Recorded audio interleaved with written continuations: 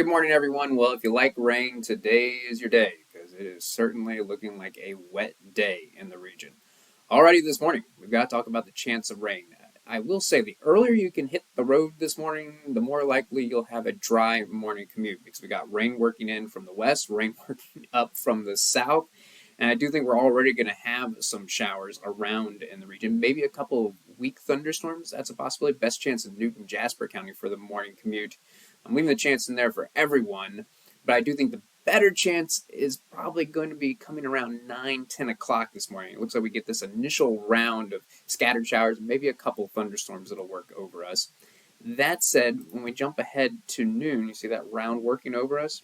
Kind of another relative break, though I don't think it's ever going to be a period where it's completely dry in the region. I do think the chance goes back down after that first round of rain, but just the first of multiple rounds of rain. I do think, after we get past noon, there could still be some light showers around and maybe a weak thunderstorm popping up.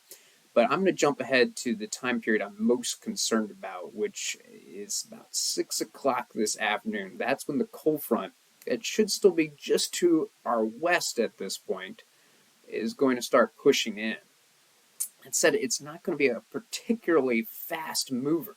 So it's going to be dumping rain on us for a long time. And within this line, which is looking like there's going to be a lot of heavy rain, there's going to be a lot of lightning, I am worried particularly about some really strong wind gusts that could pop up in this line. So when is this most likely? When is it going to be the wettest, the stormiest in the region? That's looking like about 7, 8 o'clock this evening. Notice those shades of orange showing up, definitely indicating thunderstorms. And again, can't rule out the possibility of some severe storms. Notice 8 o'clock, it almost looks like it's backing off, but not quite. See those shades of yellow still showing up at 9 o'clock? I think 10 o'clock, the front is off to the east, and then basically at 10 o'clock, the threat for storms is over, but there'll still probably be some leftover showers on the back side of the front. I think all the rain is out of here by 2 a.m., and then the clouds really break up, and the temperatures drop with this front.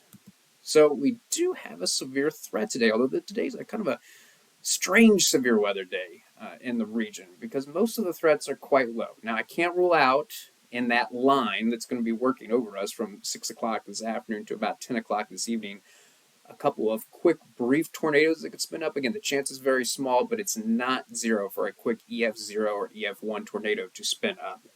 The biggest hail that we could see if a storm overachieves would be penny-size hail. I do think that would be the worst-case scenario. So we're not talking about any giant hail.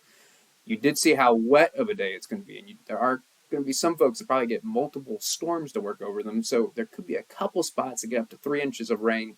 If that occurs, there could be some minor flooding, but I don't think 3 inches of rain is going to be widespread, so that threat is also low. What I'm concerned about, though, in that line working over us is the potential that, yes, wind gusts could reach up to 70 miles per hour. Now, that entire line is not going to produce winds that strong. I think more likely are wind gusts 30, 40, maybe up to 50 miles per hour, but I got to leave in the chance for perhaps a storm overachieving, producing 70 mile per hour wind gusts. So that's really the main thing we're worried about in that 6 to 10 p.m. period. Now, where are all of those threats? The penny-size hail, the chance of a tornado, the chance of those 70 mile per hour wind gusts, where is that most likely? The farther south you live. So if you're in Newton, Jasper County, I'm a little more concerned than if you live closer to the lake. Notice you're under that level 2 threat if you're in the northern part of the region, and then from Crown Point to the south under the level 3 threat, that enhanced risk. So that's where all of those threats, though there's a chance of all of that across the region, the greatest chance of seeing those threats is in the southern part of the region, particularly in Newton and Jasper County. So temperature's still good today in the rain, seeing temperatures reaching the upper 60s across the region.